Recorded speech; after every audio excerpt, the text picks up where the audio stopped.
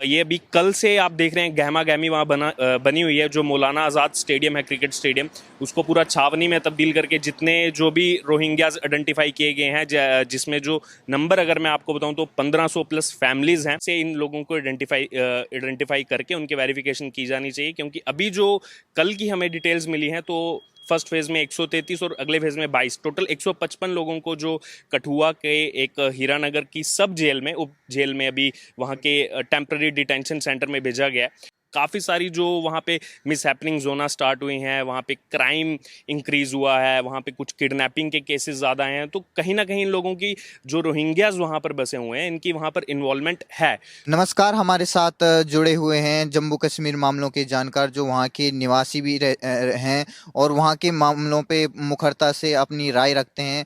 हमारे साथ हैं अर्जुन खजूरिया जी। तो हम उनसे पूछते हैं, जो अभी अभी मोदी सरकार की बहुत बड़ी कार्रवाई शुरू की है मोदी सरकार ने जम्मू कश्मीर से, और अब ये धीरे धीरे करके पूरे देश में इस कार्रवाई को बढ़ाया जाएगा, जिसमें है कि जो रोहिंग्या जो अवैध रूप से जम्मू कश्मीर में रह रहे थे, अब उनको धीरे धीरे करके उनको डिटेंशन सेंटर और फिर इसके बाद उनको उनके देश में वापस भेज दिया जाएगा।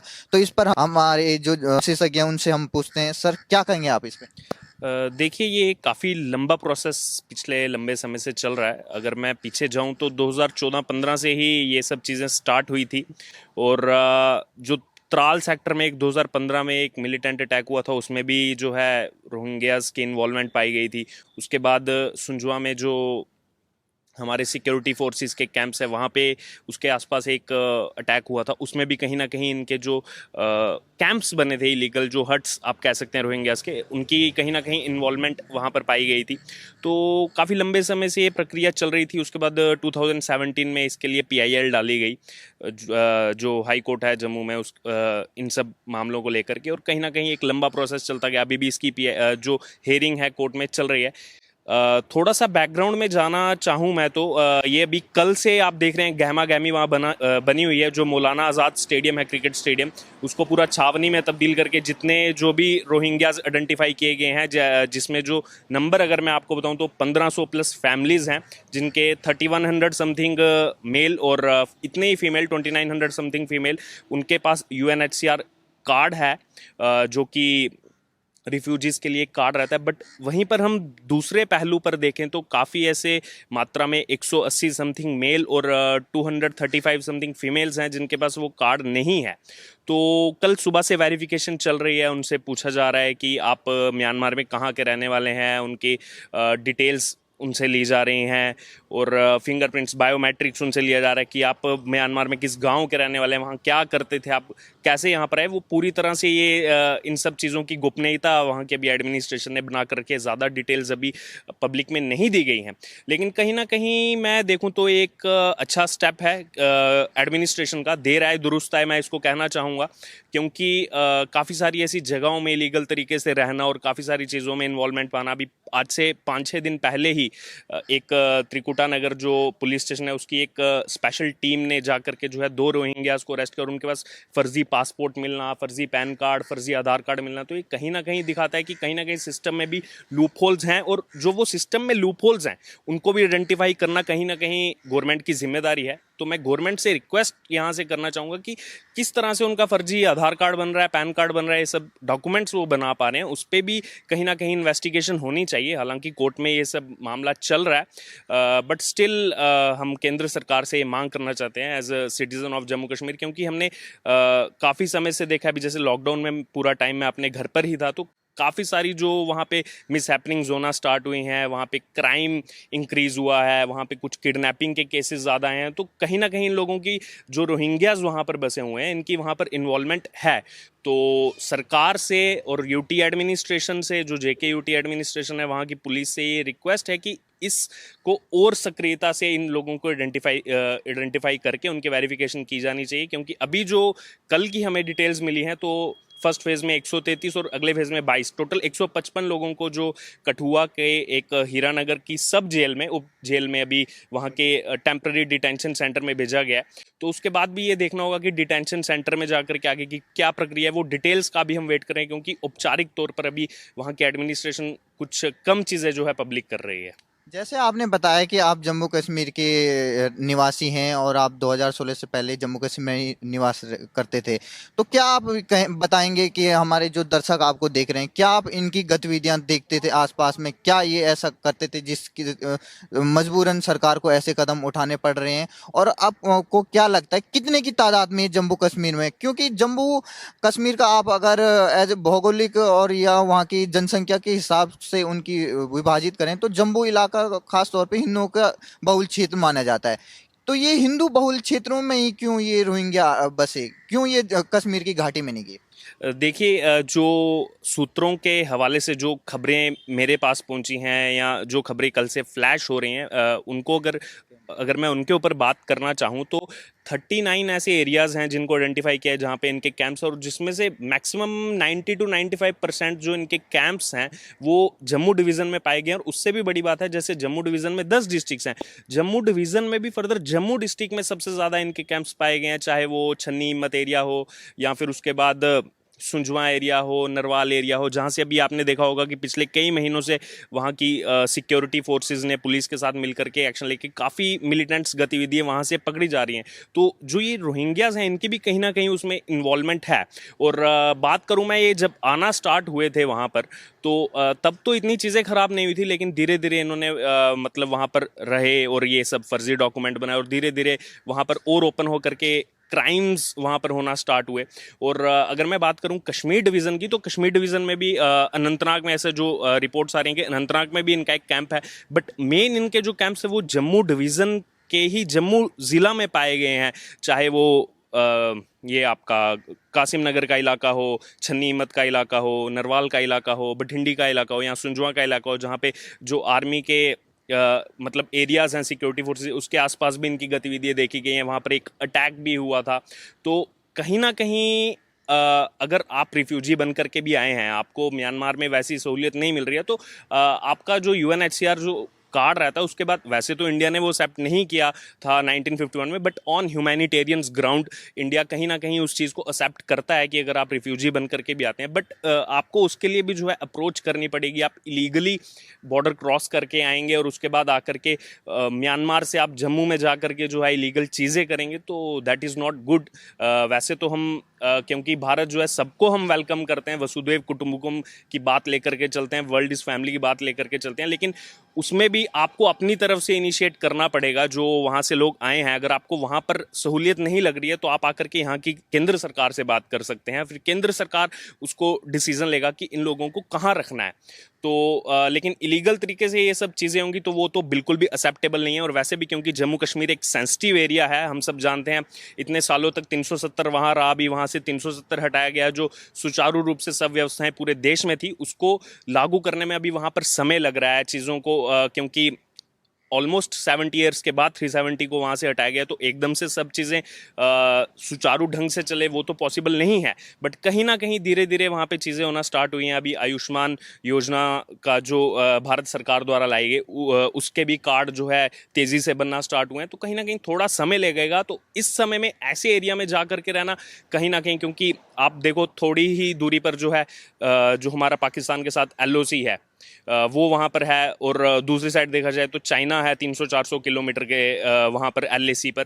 तो वो सेंसिटिव एरियाज़ हैं, वहाँ पे ना जा कर के आपको अगर कुछ लग रहा है तो आप पहले केंद्र सरकार से बातचीत करो। उसके बाद जो भी केंद्र सरकार आपको सुझाव देगी कि एक डिटेंशन सेंटर में जाना है, वहाँ पर क्या आपके लिए मतलब सहूलियत रहेगी या फिर आपको वापस डिपोर्ट किया जाएगा अपने देश में, वो सब डिसीजन लेने के लिए आई थिंक सेंट्रल गवर्नमेंट जो है वो काफ़ी सशक्त है।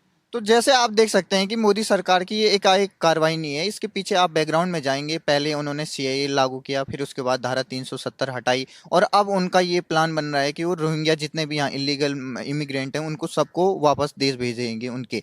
तो आप जब ये देखते हैं कि मतलब मोदी सरकार जब वहाँ से अब रोहिंग्या को यहाँ से भेजना स्टार्ट कर दिया गया, तो देश में जो बाकी जगह जो रोहिंग्या हैं, आप देख सकते हैं कि जम्मू कश्मीर को क्यों उन्होंने चुना। देखिए क्योंकि वहाँ सबसे बड़ी तादाद रोहिंग्या की उधर ही बताई जाती है। देखिए अब म्यांमार से जम्मू कश्मीर कितना दूर है, पर वहीं क्यों बसी है? देखिए वही अभी जो कल से जो ये सब इंसिडेंट्स चल रहे हैं उसमें जो रिपोर्ट सामने आ रही हैं अभी 8500 समथिंग प्लस ऐसे लोग हैं जो रोहिंग्याज म्यांमार से जो अभी जम्मू कश्मीर में जिनको आइडेंटिफाई किया गया। ये प्रोसेस काफ़ी लंबे समय से चल रहा है, 2017 से हाई कोर्ट में मामला है और अभी ये देखना होगा कि जो हाई कोर्ट की नेक्स्ट हियरिंग है उसमें जम्मू कश्मीर यूटी एडमिनिस्ट्रेशन और जो जम्मू कश्मीर पुलिस है उनका क्या इस पर रिस्पॉन्स रहता है, क्योंकि कहीं ना कहीं हाई कोर्ट का ये प्रेशर था कि आप इन लोगों को आइडेंटिफाई कीजिए, इसमें क्या प्रोसेस, पुलिस क्या इसमें चीजें कर रही है। और जब हमने इसको कनेक्ट मैं करना चाहूंगा जो 5 दिन पहले 2 रोहिंग्यास पकड़े गए विद फेक डॉक्यूमेंट्स, उसके बाद कहीं ना कहीं तेजी लाई है इन्होंने। और अभी पूरे देश में तो कहाँ कहाँ ये लोग हैं वो तो काफी लंबा प्रोसेस उसमें हो जाएगा, लेकिन जो मैं जम्मू से रिपोर्ट्स देख रहा हूँ, जम्मू में जो इनके कैंप्स बने हुए हैं, आज जो कल ये सब चीजें हुई इन पे फर्दर इनकी वेरिफिकेशन और बायोमेट्रिक वाली चीजें हुई, और आज जो भी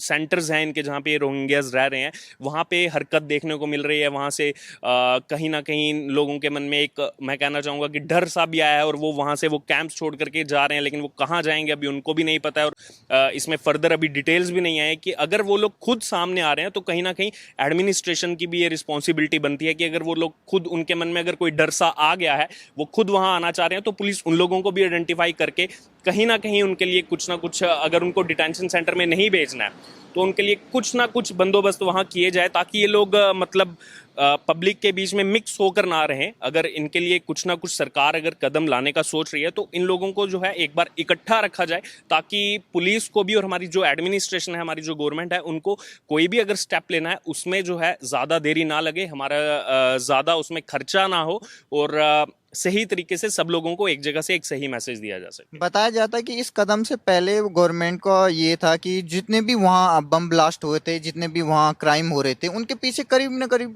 सरकार को लग रहा था कि ये हो सकते हैं कि ये इमिग्रेंट जो रोहिंग्या बसे हुए हैं उनकी वजह से हो सकता है। तो सरकार का यह जो कदम है वो उसलिए भी अहमियत रखता है कि सरकार देश की सुरक्षा के लिए कितनी सुचारू रूप से काम कर रही है। और आप देख सकते हैं धीरे धीरे वो सारे कानून पास किए जा रहे हैं जो बहुत सालों से अटके हुए थे। तो मोदी सरकार की इस कार्रवाई को क्या समझते हैं आप? देखिए as a citizen of Jammu Kashmir मैं तो कहना चाहूँगा कि काफ़ी अच्छा स्टेप है अगर जो इलीगल चीज़ें हो रही हैं उनको रोकने के लिए प्रयास सरकार द्वारा किए जा रहे हैं। लेकिन एक रिक्वेस्ट मैं ये भी करना चाहूँगा कि जैसे केंद्र सरकार है और जो क्योंकि जम्मू कश्मीर नया यूटी बना है, यूनियन टेरिटरी, उनको भी जो है केंद्र सरकार के साथ मिल करके जो है चलना पड़ेगा, क्योंकि खाली केंद्र सरकार के कहने से सब चीज़ें नहीं हो पाएंगी। क्योंकि मैंने खुद ये चीज़ें ऑब्जर्व की हैं, वहाँ की जो एडमिनिस्ट्रेशन है उनको भी साथ में मिल करके पूरा सहयोग देना पड़ेगा। और कहीं ना कहीं अच्छे कदम है। इलीगल कहीं भी कोई चीज़ होती है, अगर वो हमारे देश के ही लोग अगर कुछ इलीगल चीज़ें करते हैं उन पे भी कार्रवाई होनी चाहिए, कानून सबके लिए समान होना चाहिए। तो कहीं ना कहीं हमने इस केंद्र सरकार में देखा है कि स्टेप्स लेने में, काफ़ी बोल्ड स्टेप्स लेने में आगे रहती है ये सरकार। और मेरी इस सरकार से काफ़ी उम्मीदें भी हैं कि जम्मू कश्मीर से जब 370 को हटाया गया है वहाँ पर सुचारू रूप से सब व्यवस्थाएं जो हैं वो फिर से चल पाएँ, क्योंकि अभी तो काफ़ी समय लगेगा वहाँ पे इंफ्रास्ट्रक्चर को सेट करने के लिए।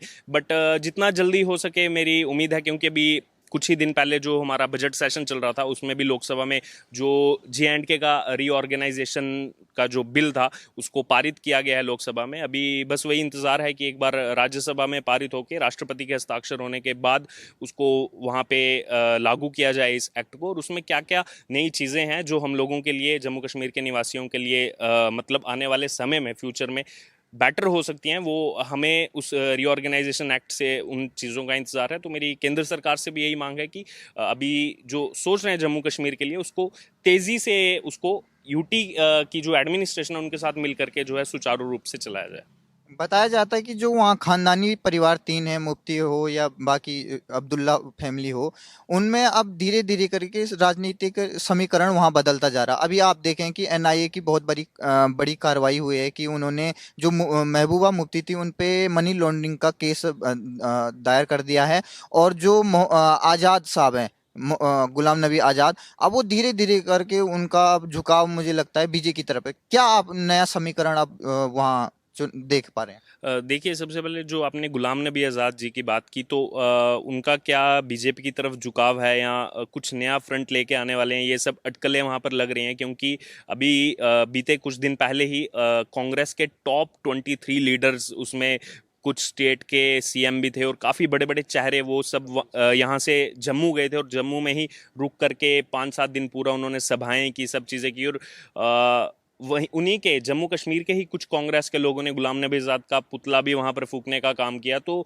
इनके माइंड में अभी क्या चल रहा है वो तो कुछ कह नहीं सकते, लेकिन हाँ, जो चीज़ें हम देख रहे हैं कहीं ना कहीं, या तो ये एक हो सकता है नया फ्रंट ला सकते हैं, क्योंकि कहीं ना कहीं जो कांग्रेस एक परिवार में रह गई है उससे ये लोग खफा हैं। और दूसरी बात, जो बाकी आपने बात की 2 से 3 फैमिलीज़ की, उनमें भी काफ़ी छिटपुट देखने को मिल रही है, क्योंकि जब 2018 में म्यूनसिपैलिटी के इलेक्शंस हुए तो उस टाइम उन्होंने बॉयकॉट किया उन इलेक्शंस का। अभी जब डीडीसी के इलेक्शंस हुए उसमें उन्होंने एक्टिवली पार्टिसिपेट किया।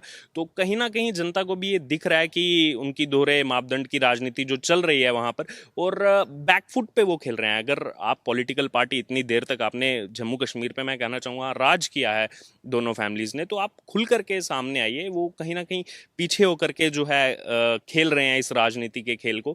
और केंद्र सरकार से भी मेरी यही मांग है कि ये पॉलिटिकल पार्टीज क्या चाहती हैं या बीजेपी क्या चाहती हैं वो अलग मैटर है, बट डीलिमिटेशन वहाँ पर बहुत ज़रूरी है, परिसीमन वहाँ लाना बहुत ज़रूरी है। क्योंकि हम शुरू से देखते आ रहे हैं जम्मू में पॉपुलेशन ज़्यादा है, एरिया ज़्यादा है, तो जो मापदंड होते हैं एक स्टेट में सीट्स के, विधानसभा की सीट्स के, वो बहुत ही ज़्यादा इनजस्टिस है जम्मू डिवीज़न के लोगों के साथ। 37 सीट्स जम्मू में है, 46 कश्मीर में है। तो उस डिलिमिटेशन को किया जाए, क्योंकि अभी सेंसस भी होना बाकी है, तो उसके साथ साथ डिलिमिटेशन के प्रोसेस को एक्टिवली जम्मू में लाया जाए, ताकि जम्मू के लोगों के साथ जो इतने समय से इनजस्टिस हो रहा है वो इनजस्टिस खत्म हो, और जम्मू की जो पार्टिसिपेशन है, एक्टिव पार्टिसिपेशन जो वहाँ की विधानसभा में रहे। हाँ, एनआईए की कार्रवाई भी काफ़ी लंबे समय से चल रही है, और हम देख रहे हैं कि सीबीआई भी एक्टिवली वहाँ जा कर के मतलब अपने ऑपरेशंस चला रही है। तो कहीं ना कहीं ये काफ़ी लंबे समय से इनके कच्चे चीठे हैं जो अभी खुल रहे हैं। तो ठीक है, एनआईए को अभी थोड़ा समय लगेगा, लेकिन जो भी चीज़ें हैं वो बहुत जल्दी लोगों के सामने आने वाली हैं, और लोग देखने वाले हैं कि क्या क्या जम्मू कश्मीर के लोगों के साथ इन्होंने दुर्व्यवहार किया है पहले। धन्यवाद सर।